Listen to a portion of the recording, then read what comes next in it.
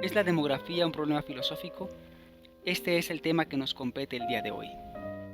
La filosofía en la actualidad demuestra moverse en varios sesgos. La posmodernidad nos ha enseñado, más allá de su aspecto negativo, más allá del relativismo, que la filosofía se puede manejar de forma transversal, que podemos entender a la filosofía relacionada con otras disciplinas, que podemos pensar a la filosofía más allá de los macrorrelatos de la filosofía moderna. La filosofía actualmente se piensa en el contacto con otras disciplinas. Por ello, es posible pensar a la demografía como un problema filosófico, porque únicamente no pensamos en el problema de la población desde el aspecto económico, desde el aspecto social, sino lo que implica filosóficamente. ¿Qué es lo que implica la idea de masa? Esa es la pregunta que es puramente filosófica con respecto a la demografía. ¿Qué implica la conciencia de la población? ¿Qué hay detrás de esto? ¿Qué mueve la conciencia del colectivo? ¿Y esto qué implica en la reflexión filosófica? Es por ello que hablar de la demografía como un problema filosófico es algo posible el día de hoy. Examinemos entonces qué representa pensar a la demografía desde los límites de la filosofía y qué implica para el pensamiento actual. El primer tema que revisaremos con respecto al estudio filosófico de la demografía es el problema de la sobrepoblación. Esta idea de la sobrepoblación puede ser un aspecto controvertido, ya que hay algunos que estipulan que realmente no hay un problema, que la población se va autorregulando y que parece que es un mito para adentrarnos en un problema que no existe. Lo cierto es que más allá de la catástrofe malthusiana, existe un elemento que es muy cierto con respecto a la sobrepoblación, que es entender el crecimiento que se entiende en esta relación aritmético y geométrica, algo que se rescata de la teoría de Malthus. Parece que el crecimiento humano, más allá de crecer uno a uno, está creciendo en forma de multiplicación. Estamos creciendo exponencialmente y lo cierto es que aunque no llegue un momento de caos o que no lo podamos ver, nos estamos quedando sin recursos y es ahí donde se encuentra el problema de la masa. Pensar, la masa va a ser superior al recurso que estamos recibiendo y ¿qué implica esto? ¿Qué es lo que pasará cuando este número de recursos sea inferior al número de personas? ¿Cómo se suscita esto? ¿Qué es lo que tiene como consecuencia? Pensar en una lucha por esos recursos. Otra idea que podemos rescatar del pensamiento malthusiano es la relación entre el crecimiento poblacional y el perfeccionamiento humano. La cuestión es si realmente nos estamos haciendo más humanos mientras más somos. La realidad, según Malthus, es que no. Parece que estamos entrando en la decadencia, pues la crisis alimentaria, la crisis económica nos están adentrando en una dinámica distinta.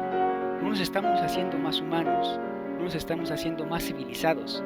Parece que mientras más somos, nos convertimos en objetos, nos convertimos en parte de la masa. Ahí el problema fundamental. ¿Qué entendemos por la masa?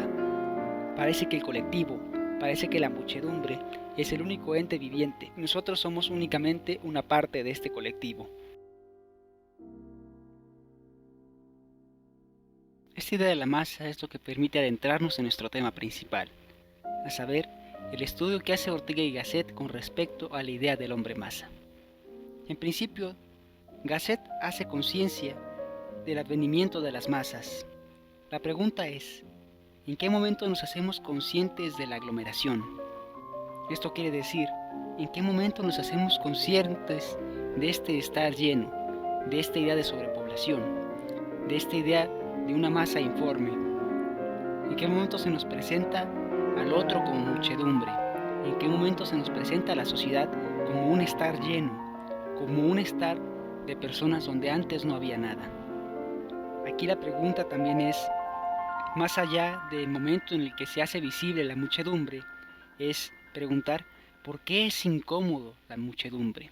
¿Qué implica para la conciencia del sujeto el hecho del estar lleno, del estar en medio de otros, en medio de esta colectividad?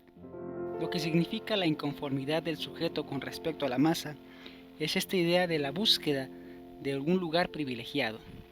El sujeto parece que está buscando lugares en los que se escape de la masa.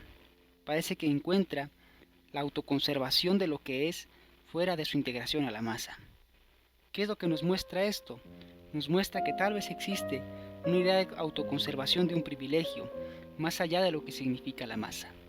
Parece en cierto sentido que Gasset trata de reivindicar algún tipo de privilegio o algún tipo de elitismo con respecto a la masa. Tal vez podremos pensar en alguna manera de entender a una sociedad más allá de la sociedad, o a una sociedad superior que no se puede integrar dentro del colectivo. Pero sobre todo, lo que rescata Gasset es la idea del hombre medio. La masa se identifica con esta idea del hombre medio. Pero ¿quién es el hombre medio? El hombre medio es el que repite, es el que está integrado en la masa. ¿Cuál es el problema para él? La conciencia del hombre medio es la conciencia de un hombre que realmente no se entiende como sujeto.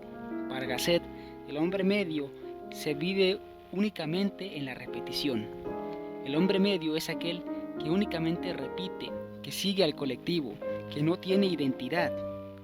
Entonces, ¿qué es lo que significa psicológicamente la idea del hombre medio? El hombre medio es el que se mide en la masa, el que no se valora, el que únicamente se siente o se puede identificar, si es que realmente existe esta idea, dentro de su colectivo. No tiene opinión personal, se mueve con respecto a lo que hacen otros. Parece que la idea del hombre masa, en la actualidad, sigue teniendo muchas repercusiones, ya que, aunque nuestro mundo actual parece pregonar la idea de la diversidad, parece pregonar la idea de lo diferente, en el fondo, más allá de esta diferencia, persiste la idea de la masa. La única diferencia con respecto a lo que pensaba Gasset es que esta masa que tenemos actualmente es una masa fragmentada, producto de la posmodernidad. Entendemos a esta masa en pequeñas fracciones, pero que al final de cuentas no dejan de ser masa. Aunque identificamos o tratamos de ver esta diferencia, de marcar algo distinto con respecto a los demás, en estas pequeñas comunidades encontramos una idea de masa. No estamos mostrando una idea de diferencia, no estamos mostrando lo que realmente podría entenderse como conciencia de un sujeto independiente, sino conciencia de una colectividad en pequeña escala. Parece que estas comunidades, que estas especies de ideologías únicamente están promoviendo una idea de masa en pequeña escala, pequeñas sucesiones de ideas que únicamente se dan dentro de lo mismo. No estamos hablando de semejanza, porque la semejanza permite el diálogo entre diferencia.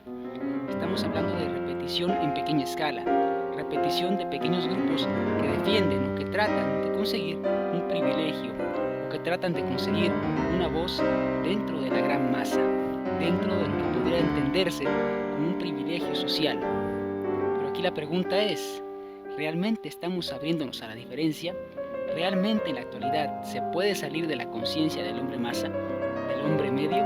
¿O estamos cayendo en un tipo distinto de enajenación? Una enajenación en la cual el hombre se cree libre, pero está adentrado en una masa que desconoce, en una masa que se pregona como diversa, pero que en el fondo esconde un mecanismo que tal vez podría decirse un mecanismo de control que está obnubilando la capacidad para poder reconocerse como una persona que tiene capacidad para reconocerse en la diferencia. Ante la idea del hombre masa, Gasset antepone al hombre selecto. El hombre selecto no es el petulante, no es el que se siente superior. Simplemente se hace distinto a la masa porque se sabe exigir más que la masa, porque admite que su condición no es una condición mimética. Lo que corresponde al hombre selecto no es la repetición, no es el seguimiento de la corriente, sino que reconoce que su voluntad puede ir contra estas cosas, puede nadar contra corriente.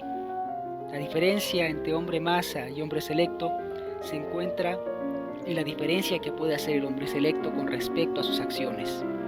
No se trata de una diferencia de clases sociales, sino de una condición distinta de existencia. Son dos formas de existir, dos formas de estar en el mundo. El hombre selecto no se siente determinado, está abierto a la posibilidad, puede reconocerse en la diferencia. Asimismo, hemos de decir que el hombre selecto no es el petulante intelectual, ni tampoco es el noble. El hombre selecto no es el hombre superior. El hombre selecto simplemente es aquel que se reconoce en la diferencia. El hombre selecto es el que vive en su contexto, que vive en la masa, pero que se sabe distinto de la masa, porque tiene algo que lo distingue, porque tiene algo que lo hace sujeto. Esa es la clave de entender al hombre como alguien selecto, que se reconoce como sujeto. Y no se habla de una subjetividad informe, de una subjetividad que nos aleja del otro. La subjetividad del hombre selecto es una subjetividad de encuentro, una subjetividad de diálogo, que permite el reconocimiento de algo común, pero que no pierde lo propio por medio de la masa. Por último, la gran distinción entre el hombre masa y el hombre selecto es que el hombre masa carece de moralidad. El hombre masa está inmerso en la sumisión, depende de algo, no tiene una conciencia al servicio de sí mismo, sino al servicio del colectivo. El hombre masa no desarrolla un etos propio, no forma una costumbre que le permita tomar una elección por su propia conciencia. Su conciencia es la conciencia de la masa. Su tendencia es hacia lo común.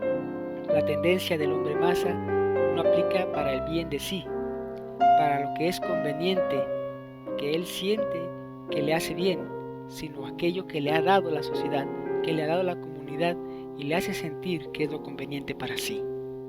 Por ello, la idea del hombre selecto nos introduce en la moral, nos introduce en el desarrollo de la costumbre personal, del fortalecimiento y el progreso de la propia persona, en favor del contacto con otras personas. En suma, puede reconocerse que la demografía es verdaderamente un problema filosófico, sobre todo por su dimensión ética y antropológica. Preguntar por la masa no es únicamente preguntar por una masa informe. Preguntar por la masa es preguntar por el hombre, preguntar por sus costumbres, preguntar por su acción. ¿Qué entendemos del hombre actualmente? Depende precisamente de lo que entendamos con respecto a la masa, de entender cómo funciona el crecimiento de nuestra población, del desplazamiento que tienen los pueblos y de la identidad que estamos proyectando. He ahí la importancia de la demografía para el estudio filosófico.